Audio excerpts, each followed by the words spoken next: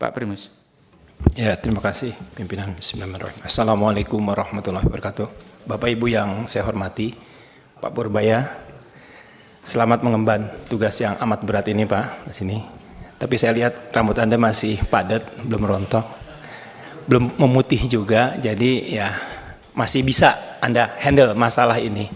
Jadi saya melihat Anda ini setiap hari, bahkan setiap jamnya belanja masalah semua, dan itu bagus sekali. Dan saya berharap Anda bisa menemukan solusi terbaik.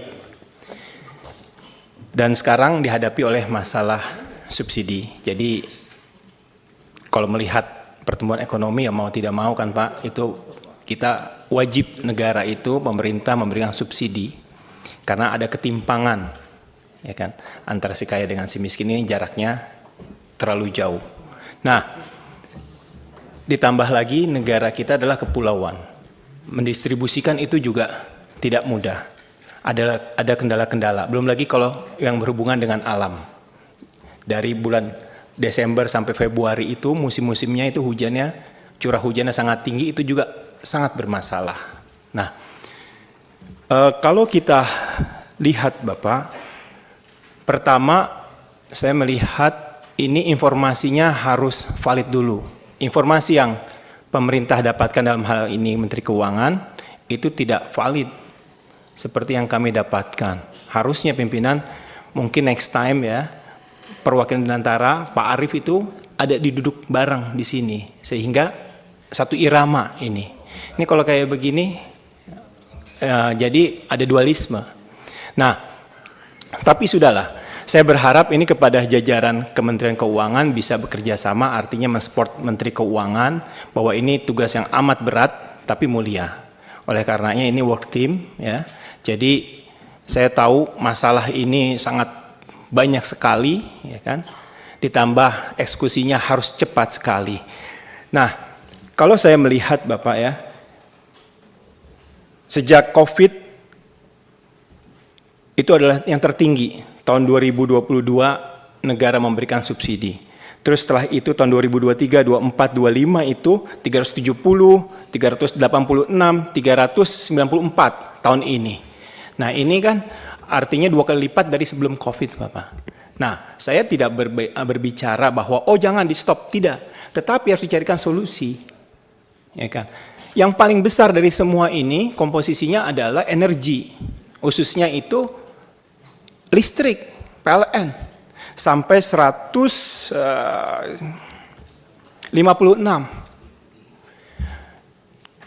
Kita selama ini tidak mendengar solusi dari pemerintah. Solar cell Pak, di negara-negara lain itu sudah ada. Tapi ironisnya di negara kita itu dijualnya itu yang termahal Pak. Nah, Anda mau mengucurkan itu yang 200 triliun itu ya buat sektor real. Saya rasa itu bisa Pak dibangun. Teknologi dari luar, nah ini Anda tinggal arahkan. Dan dikasih insentif Pak. Pajaknya seperti itu dan lain-lainnya. Kalau sekarang Pak kayak saya sudah sempat Pak, saya pribadi ya mencontohkan saya ingin gitu membeli solar cell, tapi harganya Pak itu sama bayar bulanan listrik Pak. Saya tidak dapat subsidi Pak. Bayar listrik itu baru ketemu 30 tahun Pak. Dengan catatan itu solar cell-nya itu tidak rusak selama 30 tahun. Kalau 10 tahun oke. Nah ini menurut saya harus dicarikan solusinya Pak. Jadi terus juga yang berikutnya yang kedua adalah soal tadi seperti kawan-kawan katakan tepat sasaran. Nah inilah masalah klasik kita Pak. Selalu. Walaupun tadi Pak Idrus juga mengatakan sebagai rakyat Indonesia semuanya boleh saja mendapatkan menikmati subsidi itu. Tetapi kan ada prioritas Pak. Nah ini dia. Nah sistemnya ini yang tidak canggih menurut saya. Teknologi sudah canggih ya. Semua masyarakat sampai pelosok itu sudah punya smartphone. Walaupun cara menggunakannya tidak begitu paham. Tapi kan sistem barcode bisa diberikan. Ini kan bisa dibangun Pak. Kris aja bisa Pak. Sampai bawah itu bisa bermanfaat, mereka tahu menggunakannya. Nah ini bagaimana caranya tabung melon itu yang 3 kilo itu pakai barcode kepada siapa? Kalau saya beli pakai barcode kayak begitu tidak bisa. Nah ini penting, ini salah satu contohnya. Terus yang berikut yang ketiga nih Pak. Ini kan sekarang harga minyak dunia masih di bawah 70. Saya mau nanya ke Menteri Keuangan yang baru ini, bagaimana kalau menghadapi kayak akhir tahun itu? Misalnya sampai $90. Ini kan membengkak semuanya. Ini menurut Pak Purbaya ini apakah masih ada fiskalnya masih aman, mempersiapkan dan lain-lain. Karena ini tidak bisa di stop. Ya saya berharap kita bisa mencari solusi yang terbaik dan saya berharap bahasanya itu tunggakan pemerintah kepada BUMN yang diberikan tugas melalui yang disebut dengan PSO itu bisa diselesaikan, Pak. Itu saja. Karena yang disampaikan tadi Bapak itu tahun 2024 saya masih ingat itu dari Pertamina sendiri masih ada tagihan 9 triliun. Itu saja pimpinan, terima kasih. Assalamualaikum warahmatullahi wabarakatuh. Waalaikumsalam warahmatullahi wabarakatuh. Berikutnya saya beri kesempatan kepada Pak Menteri untuk menjawab apa yang menjadi concern, pertanyaan, dan beberapa isu yang disampaikan oleh anggota dan pimpinan di Komisi 11. Terima kasih, pimpinan. Sebelum Pak Menteri sedikit saya boleh? Sudah Pak, tadi Bapak. Sudah cukup? Sudah cukup. Oh, udah. Terima kasih atas pertanyaan-pertanyaannya. Oh, ini kayak ujian PhD ya? Oke, saya akan jawab sedikit-sedikit aja ya, yang bisa saya jawab, yang nggak bisa nggak akan saya jawab. Tertulis, Pak. Sebagian tertulis nanti. Dari PDIP, Pak Andreas menanyakan apakah ada macam-macam kan. Yang utama adalah apakah kita meningkatkan efisiensi. Kalau di pupuk kan kita sudah akan invest di pupuk ya. Dan kelihatannya sudah akan membaik. Tapi begini, saya monitor proposal-proposal di Danantara. Setiap ada yang berhubungan dengan efisiensi, pengurangan cost, segala macam, saya selalu akan PMN kalau bisa. Tapi sampai sekarang juga proposalnya juga nggak terlalu jelas-jelas amat. Jadi kelihatannya nih arena Anda diskusi dengan Danantara semalam dijadikan ajang curcol Danantara ke Anda ya. Untuk menekan saya kelihatannya. Nggak apa-apa. Yang jelas gini tadi, apakah untuk energi terbarukan ada dari Pak ini kan jangka panjang sekali kan. Kebetulan saya beberapa minggu terakhir rapat dengan Pak Presiden dan Menteri SDM, ada desain untuk membuat PLTS menggantikan listrik yang ada sekarang. Investasi cukup besar, bisa mungkin sekitar $75 miliar kalau jadi. Tapi pada waktu diskusi pertama saya melihat cost-nya masih tinggi, masih 9 sen dolar per kWh. Saya bilang kalau gitu sih subsidi saya nambah. Tapi mereka sedang berusaha terus dan kemarin sudah ada berita bagus. Pada saat sekarang harganya bisa 6 sen dolar per kWh. Saya bilang kalau itu betul, matangkan kita kalau perlu PMN. Karena pada akhirnya akan hilang itu subsidi yang terlalu besar untuk listrik. Jadi kita nggak diam aja. Tadi Pak siapa lagi ya? Yang nanya tentang energi baru terbarukan. Jadi saya Pak Primus ya. Jadi saya selalu amatin semua proposal yang beredar di kementerian itu, setiap termasuk Danantara ya.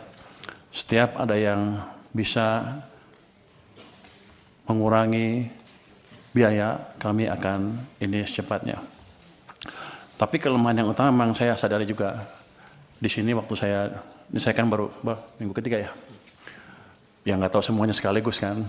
Tapi saya tahu bahwa ketika mereka bilang ke saya subsidi ditendang ke tahun depan pembayarannya, maksudnya kompensasi. Ya, kompensasi. Kalau subsidi kita bayar ya, yang kompensasi kita tendang ke tahun berikutnya. Maksudnya apa? Ada proses yang lama ini itu. Kan saya juga pernah di private sector kan, saya ngerti juga itu cost of capital untuk perusahaannya jadi tinggi. Tapi saya baru lihat beberapa 1 minggu terakhir lah. Ke depan saya akan percepat. Jangan sampai kita telat bayar lagi. Kalau bisa sebulan langsung bayar. Kenapa? Karena uang saya juga nganggur di BI itu. Kalau gitu kan masuk ke sistem cepat. Mestinya Danantara harusnya lebih cerdas lagi. Kalau ketika mood saya seperti itu, langsung dia ngadap saya, minta apa. Ini kan enggak, dia ngadap Anda langsung kan, bapak-bapak, ibu-ibu. Padahal sama saya, teman, saya pengawas Danantara, awas besok. Kenapa mereka nggak ke saya? Lah ini kan penting Pak Menteri, ini Jadi paten ini bagus, gitu. Ini bagus. Saya pikir koreksi seperti ini. Tapi yang saya dia udah tahu saya punya uang banyak. Saya baru taruh cuma 200, masih ada 250 lagi di sana. Kenapa dia nggak ke saya? Jadi pada dasarnya begitu masuk akal, kita akan ini cepatnya. Kita akan review proses yang tadi 3 bulan tadi, kelamaan menurut saya juga, yang memastikan bahwa program PSO kami tidak mengganggu cash flow dari perusahaan Pertamina dan PLN dan lain-lain. Tapi nanti saya lihat, kalau nggak untung juga awas. Kalau udah costnya diturunkan, jangan main-main mereka. Tapi yang tadi saya janji akan betulnya tadi proses di sini kita akan percepat. Berapa lama Anda bisa betulin? Dulu itu setahun sekali Pak. Ya jangan setahun sekali lah. Dulu itu setahun sekali udah kita 3 bulan. Yang nentuin siapa? Kita perpres. Kita yang nentuin. Sebulan selesai ya? Sebulan selesai Pak. Nanti kalau enggak dia saya pindahin. Ini alhamdulillah ini kalau Menteri Keuangannya bergerak cepat begini nih Pak. Nah, Kita bersyukur ini Pak. Sebenarnya saya lagi mikir gimana ngeluarin uang itu, masih banyak di sana, masih numpuk. 200 triliun positif tanggapannya, tapi banyak yang ribut juga kan. Oh ini itu. Saya mesti cari tools yang lain. Jadi kalau tambah lagi. Daripada uang kita numpuk di sana, utangnya bunganya dibayar, impactnya ke ekonominya kurang. Saya nunggu sebenarnya penyaluran yang cepat apa. Makanya saya sisirkan tuh kementerian-kementerian. Saya ancam yang nggak bisa sampai Oktober nanti kalau Anda nggak bisa propose dengan clear seperti apa sampai akhir tahun, saya ambil uangnya. Nah kalau Danantara punya tagihan seperti ya langsung ngadap saya harusnya. Nanti saya tanya kalau rapat saya sebagai apa? Pengawas Danantara. Awas ya kan.